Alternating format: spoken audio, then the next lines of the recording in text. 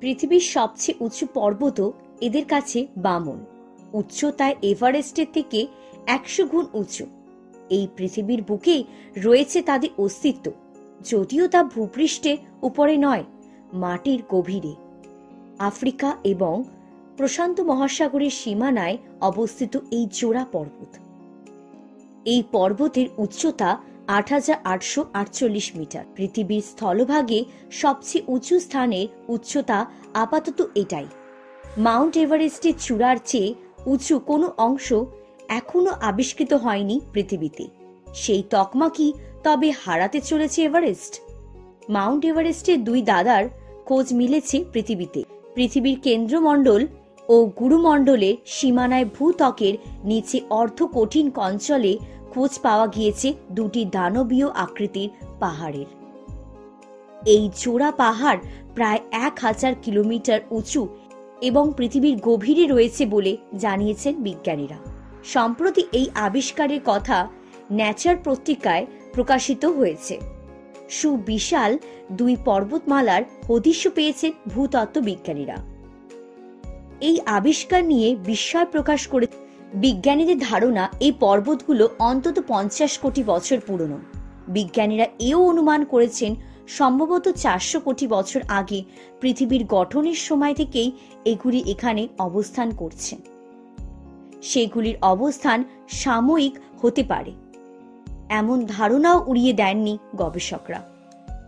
গবেষণা দলের প্রধান নেদারল্যান্ডসের ইউট্রেখট ইউনিভার্সিটির অধ্যাপক আরওয়েন ডিউস ভূতত্ত্ব এবং পৃথিবীর গঠন সংক্রান্ত বিষয়ের এই অধ্যাপক জানিয়েছেন কিভাবে এই পর্বতগুলি জন্ম হয়েছে সে সম্পর্কে এখনো সঠিক কারণ খুঁজে বার করা সম্ভব হয়নি।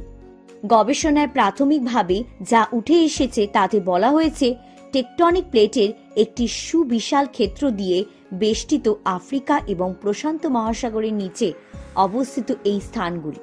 পৃথিবীর পৃষ্ঠ থেকে প্লেটগুলি সাবডাকশন নামক একটি প্রক্রিয়ার মাধ্যমে ম্যান্টল বা গুরুমণ্ডলে গভীরে ডুবে যায়।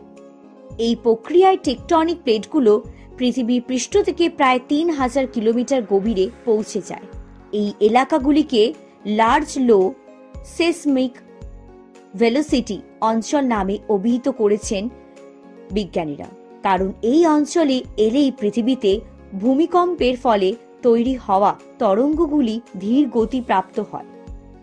কম্পনের গতি দেখেই বিজ্ঞানীরা অনুমান করেন এই অঞ্চলে এমন কিছু বাধা রয়েছে যার ফলে গতি বাধা পাচ্ছে।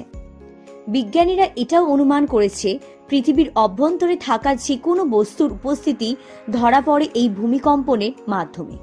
যখন এই তরঙ্গগুলি বিভিন্ন পদার্থের মধ্যে দিয়ে ভ্রমণ করে তখন তারা গতি পরিবর্তন করে। এই অসঙ্গতি ধরা পড়লেই বিজ্ঞানীরা নিশ্চিত হন সেখানে অজানা কিছু উপস্থিতি রয়েছে। সেক্ষেত্রে এই পর্বতগুলির অঞ্চলের তরঙ্গগুলি উল্লেখযোগ্যভাবে ধীর হয়ে যায়, যা অস্বাভাবিক কিছু নির্দেশ করে। ভূমিকম্পের সময় সৃষ্ট তরঙ্গগুলোর মাধ্যমে গবেষকরা ভূগর্ভস্থ এই পর্বতের অস্তিত্ব শনাক্ত করেন। ডিউস বলেন, আমরা লক্ষ্য করেছি এই জায়গায় ভূকম্পন তরঙ্গের গতি ধীর হয়ে যায়। এর থেকেই এই পর্বতগুলোর সন্ধান পাওয়া গিয়েছে।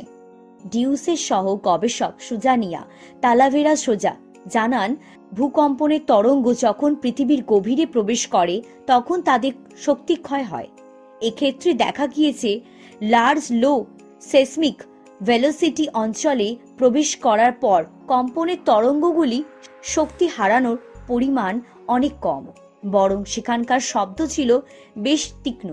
পর্বতগুলিকে বেষ্টন করে থাকা আশপাশে টেকটনিক প্লেটের তাপমাত্রা অন্যান্য অংশের তুলনায় বেশি গরম বলে দাবি করেছেন গবেষকরাই। সুজানিয়া জানিয়েছেন, গবেষকদের ধারণা ছিল গরম এলাকার টেকটনিক প্লেটের তরঙ্গ বেশি দুর্বল হবে, তবে এখানে তারা তেমন কিছু দেখেননি, বরং তুলনামূলকভাবে ঠান্ডা অঞ্চলের টেকটনিক প্লেটের তরঙ্গে অনেক বেশি ক্ষয়ক্ষতি হয়েছে।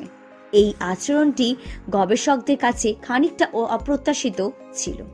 গবেষকদের ধারণা, পৃথিবীর গভীরে নিমজ্জিত দানবাকৃতি পর্বতগুলি আশেপাশে প্লেটের চেয়ে অনেক বেশি প্রাচীন।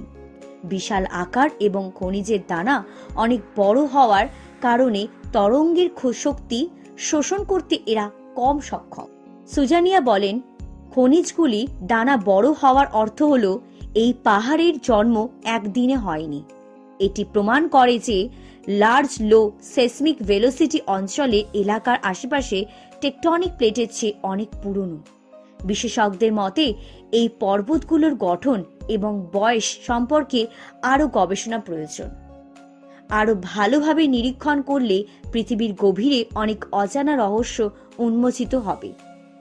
পৃথিবীর ইতিহাস এবং ভূতাত্ত্বিক গঠনের এই বিশাল অংশ সম্পর্কে নতুন ধারণা পাওয়ার আশা করছেন বিজ্ঞানীরা।